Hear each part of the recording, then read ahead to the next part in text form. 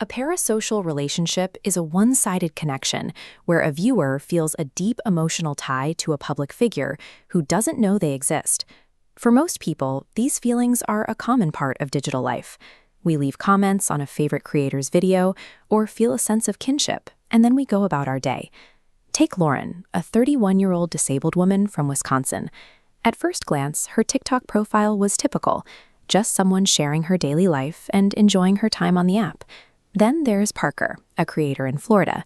His content consists of the usual TikTok trends, comedy skits, stories, and the standard thirst traps that populate the For You page.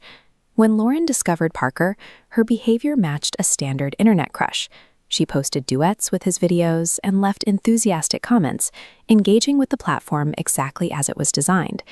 These digital crushes remain safe as long as the boundary between the viewer and the screen stays intact. The fantasy lives strictly in the viewer's mind, leaving both people's real lives untouched.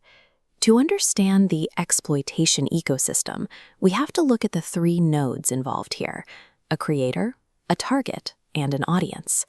For a group of anonymous trolls watching Lauren's live streams, a quiet, one-sided crush wasn't entertaining enough. They intervened to force a reaction.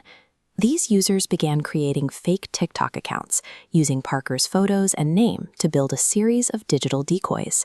These accounts started messaging Lauren directly.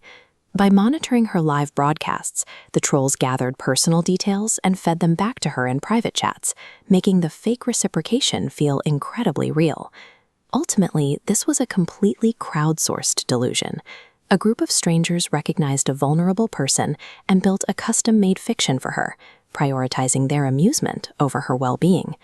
Eventually, the digital manipulation began to dismantle Lauren's actual physical life. In the real world, Lauren had a fiancé named Antoine.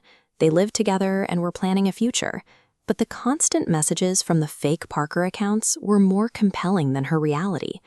During a live stream, Lauren broke up with Antoine to his face, telling him she was choosing her relationship with Parker instead. When Lauren later realized she'd been talking to an impersonator, she tried to win Antoine back during a live broadcast.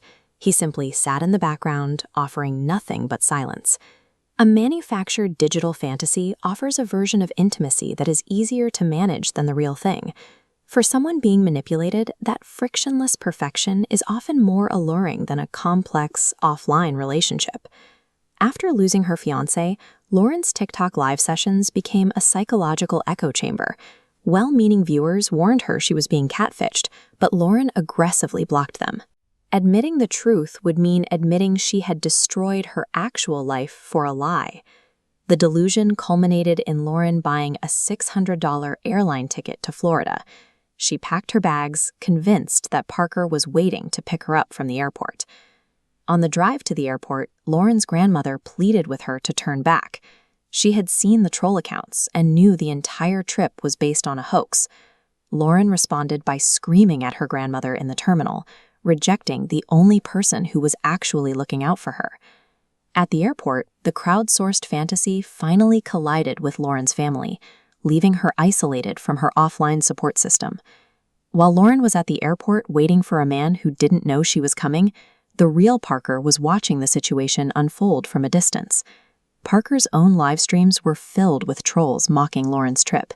He was fully aware of her actions, but only through the lens of the harassment she was receiving. Parker eventually went on camera to express his disgust, not at Lauren, but at the audience for weaponizing her vulnerabilities for their own amusement. This entire relationship was a fiction authored from beginning to end by an exploitative audience. The failed Florida trip didn't break the spell. Even after the real Parker distanced himself, Lauren refused to let go. She began using AI-generated images of herself and Parker as her profile picture, using the technology to provide the visual proof that reality refused to give her. The cycle has already started repeating.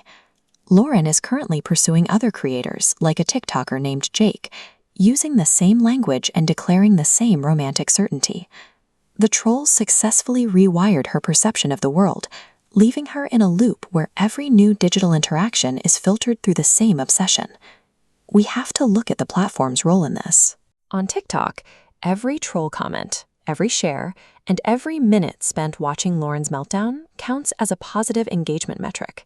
The algorithm sees this surge in activity and identifies it as content that keeps people on the app.